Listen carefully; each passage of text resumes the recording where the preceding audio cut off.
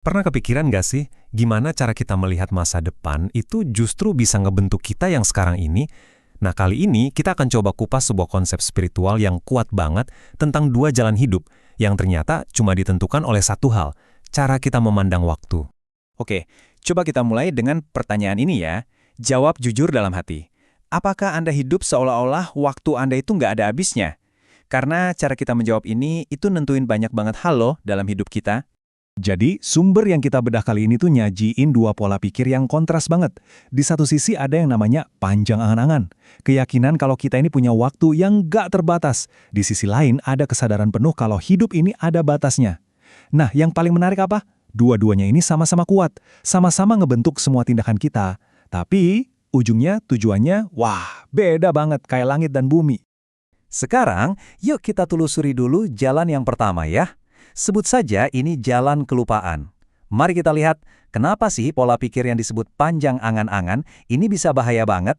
Istilahnya itu tulul amal, dan ini bukan sekedar angan-angan biasa ya, bukan kayak pengen ini, pengen itu, bukan. Ini lebih dalam, ini tuh keyakinan di dalam hati kalau waktu kita masih panjang banget. Saking merasa panjangnya, tujuan akhir hidup kita malah jadi ngeblur, jadi nggak kelihatan lagi. Ini serius loh, dengerin deh. Sayyidina Ali, salah satu sahabat terdekat Nabi, sampai bilang kalau ini tuh salah satu dari dua hal yang paling beliau takutkan menimpa kita semua. Jadi ini bukan masalah sepele, ini masalah besar yang dikhawatirkan oleh orang yang sangat bijaksana. Imam Al-Haddad ngegambarin ini kayak spiral yang terus menurun. Coba kita ikutin alurnya. Pertama, hati kita ngerasa, santai, waktu masih banyak, terus fokus kita jadi kesedot total sama urusan dunia. Akibatnya apa? Ya kita jadi lupa nyiapin bekal buat pulang. Sampai akhirnya jeger. Kematian datang tiba-tiba dan kita kaget. Pas ketemu Tuhan, tangan kita kosong. Nggak bawa apa-apa. Dan buah dari pohon ini, ya kita bisa lihatlah di sekitar kita kan, jadi serakah. Jadi materialistis. Tobat, ntar aja lah. Ibadah, malesah. Semua penyakit ini tuh akarnya sama, cuma satu. Keyakinan keliru yang terus berbisik, tenang. Waktu masih panjang kok. Oke, cukup soal sisi gelapnya. Sekarang kita pindah ke jalan satunya. Jalan kesadaran. Kita lihat yuk, gimana caranya ingat mati itu justru bisa bikin semuanya jadi jauh lebih baik. Lihat deh, ini kayak membalikkan telapak tangan. Yang tadinya serakah jadi qanaah, alias merasa cukup. Yang tadinya malas, malah jadi termotivasi. Ini bukan soal jadi pesimis ya, sama sekali bukan. Ini soal jadi realistis. Dan anehnya, justru karena realistis inilah, hidup jadi lebih damai, lebih punya tujuan. Bahkan Nabi Muhammad SAW sendiri udah nge-highlight perbedaan ini loh. Beliau bilang, generasi awal itu selamat karena dua hal. Zuhud, nggak nempel-nempel banget sama dunia, dan keyakinan yang kokoh. Terus beliau ngasih warning, kalau generasi-generasi setelahnya bakal diuji sama kebalikannya persis, keserakahan dan panjang angan-angan. Coba deh kita renungkan, relevan banget kan sama zaman kita sekarang? Di Al-Quran, Allah seolah-olah ngasih kita bocoran dari masa depan. Kita dikasih lihat kata-kata penuh penyesalan dari orang-orang yang dulu lalai.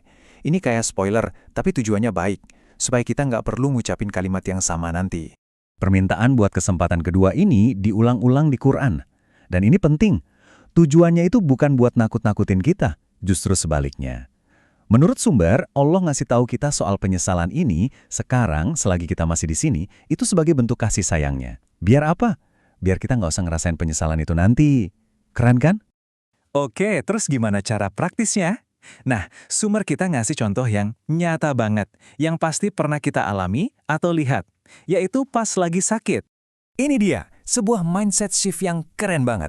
Biasanya kan kalau sakit kita mikirnya, aduh jadi nggak bisa ngapa-ngapain nih. Tapi coba deh kita lihat dari sudut pandang ini. Sakit itu bukan halangan, tapi justru undangan. Undangan untuk kembali, undangan untuk ingat kalau kita ini nggak abadi. Dan ini adalah kesempatan emas. Langkah-langkahnya juga praktis banget. Justru pas badan lagi drop, kita diajak buat ngecas ruhani kita. Langsung bertobat, perbanyak zikir, ingat Allah. Dan yang ketiga, ini penting banget, beresin urusan sama orang lain. Selesaikan utang, minta maaf. Karena apa? Karena seringkali beban sama sesama manusia inilah yang paling berat pas di akhir perjalanan nanti.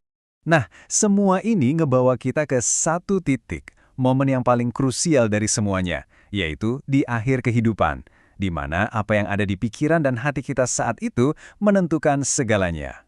Dan perhatiin baik-baik ya. Arahan untuk momen terakhir itu ternyata bukan soal rasa takut. Sama sekali bukan. Justru sebaliknya.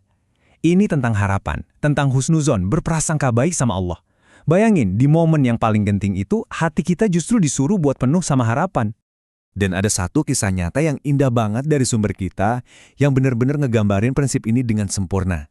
Nabi datang, dan beliau nggak nanya bagian mana yang sakit atau gimana rasanya. Bukan. Pertanyaan beliau jauh lebih dalam. Beliau bertanya, bagaimana kamu menemukan dirimu saat ini? Wah, dalam banget kan pertanyaannya. Dan jawaban si pemuda ini luar biasa. Dia bilang, aku berharap pada Tuhanku dan aku takut sama dosa-dosaku. Ini dia keseimbangan yang sempurna. Di satu sisi ada harapan yang meluap-luap pada rahmatnya Allah, di sisi lain ada kesadaran dan rasa tanggung jawab atas semua kesalahannya. Dan puncaknya di sini. Jawaban Nabi SAW itu kayak sebuah garansi, sebuah jaminan. Beliau bersabda, kalau dua perasaan ini, harapan dan takut, bisa kumpul di hati seseorang di momen terakhirnya, maka Allah akan kasih apa yang diharapkan dan akan lindungi dia dari apa yang dia takutkan. Masya Allah. Jadi pada akhirnya, semua ini tuh bukan cuma soal nanti pas mau meninggal, bukan. Ini soal sekarang. Soal bagaimana kita memilih untuk menjalani setiap momen mulai dari detik ini. Prasangka baik ke Allah yang kita latih hari ini, itulah yang akan jadi pegangan kita di saat kita paling butuh nanti. Jadi pertanyaannya, kembali ke kita, pikiran mana yang akan kita pilih?